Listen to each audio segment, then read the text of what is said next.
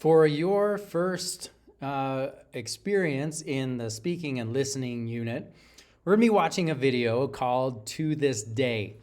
It's originally written as a poem, and the guy that's presenting it is the one that wrote it. And it's kind of slam poetry, where it's poetry that's almost musical in the way that it's delivered.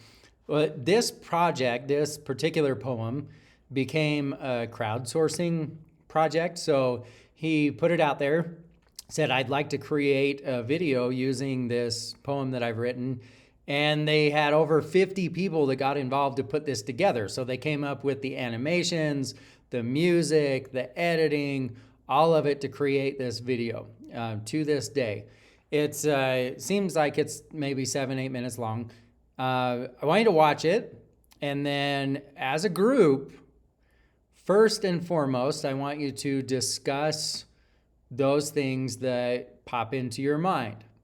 He's going to talk about some issues with bullying and mental health as kids are growing up. So have a discussion first on that. What came to your mind when you watch it? What were the parts that stood out to you? What do you think overall of this project? I mean, it was a huge project. What's your take? And spend some time on that. Then I want you to take a look at mental health as a whole in our school. Excuse me. I read an article here not long ago that it was the first long-term study of the effect of the lockdowns from COVID on teenagers in America. And it's no surprise that the whole coronavirus, COVID, lockdowns, masks, the social distancing, everything that went along with it had a big effect on everyone, but in particular on our youth, the little kids all the way through teenage years. Mental illness, the instances of mental illness have gone up 70% since the lockdowns started. So I want you to talk about that as a group. Why is that? What does one have to do with the other? What does being locked down or wearing masks or having to social distance, what do those things have to do with the prevalence of mental illness? Once you've done that, then I want you to think about mental illness specifically here in our school. And a couple of statistics that I want to give you that will help with your discussion.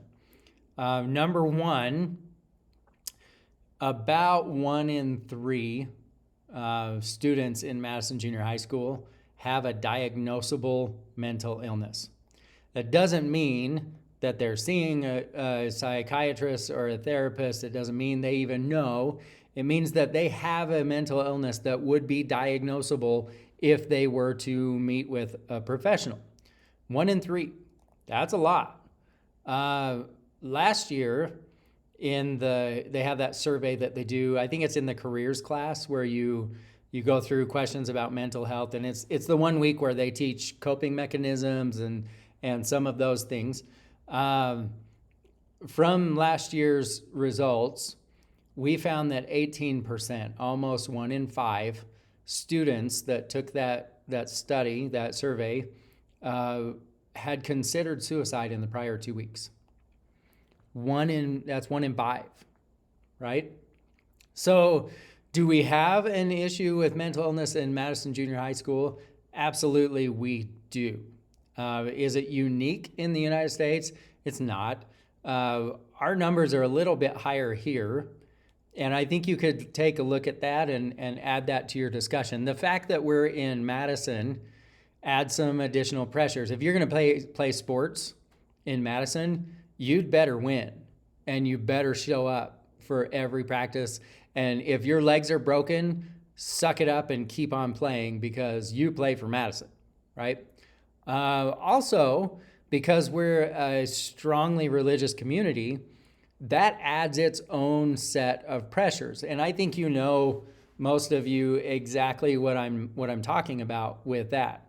The pressure to hold yourself to a high moral standard is difficult. And if you make a mistake, that's devastating, can be devastating. So there's a lot going on with mental health in the school. My experience as a Hope Squad advisor has been that we still have a long way to go to openly talk about mental illness. So as a group, here's your project for today. Talk about these things.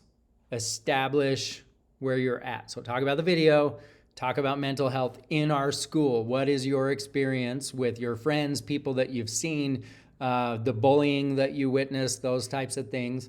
And then I want you to come up with something that you could do as a group today that would make this school more positive for anyone that's struggling.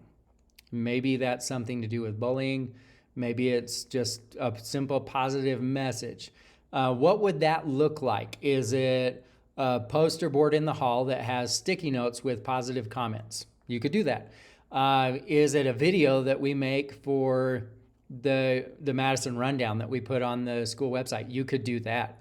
Is it an advertising campaign with posters that you hang up around the school, right? Whatever you come up with, how can we use our voices, our communication, to make this school a more positive experience for every student in it? That's your assignment today. Work together as a group, get to a decision quickly, and then everybody gets their hands in the work to get it done today. If the project ends up being large and you come up with an idea that's going to take some time, we'll take that time. If it takes a class period 2, 3, 4, I don't really care. It just depends on the project, but it has to be that it takes that long because the project's huge, not because you're just not working, right? Remember, your grade comes from 100% of your effort all the time. That's where the grade comes from, all right?